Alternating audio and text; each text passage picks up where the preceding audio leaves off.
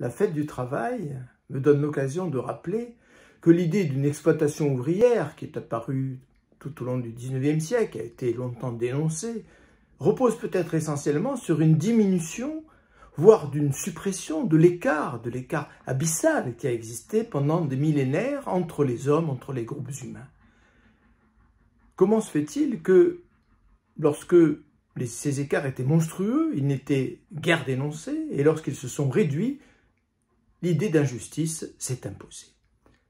Nietzsche le remarque avec finesse quand il écrit, je le cite, « La culture de l'ouvrier et celle du patron se trouvent bien des fois tellement rapprochées que continuer à exiger plus longtemps du premier un travail mécanique exténuant provoque un sentiment d'indignation. » Les philosophes d'inspiration socialiste, il faut bien le noter, ont toujours négligé cette dimension psychologique.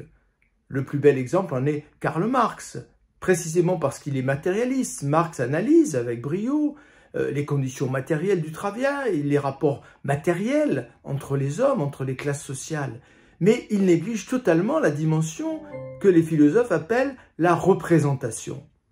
Dans des sociétés profondément inégalitaires telles qu'elles ont existé pendant des millénaires, la distance était telle entre les hommes qu'il était impossible pour les uns de se comparer avec les autres et pour les autres de se comparer avec les uns. Dans la perception même des dominés, l'idée même d'une injustice n'avait pas l'occasion de surgir et de s'imposer. C'est parce que le rapprochement des conditions entre les hommes a vu le jour qu'il est devenu impossible pour les dominés de comprendre quelles qualités extraordinaires peuvent justifier les avantages dont bénéficient les dominants.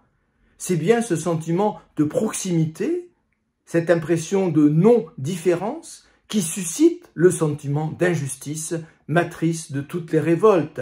C'est ce que Nietzsche a perçu et que Marx a négligé.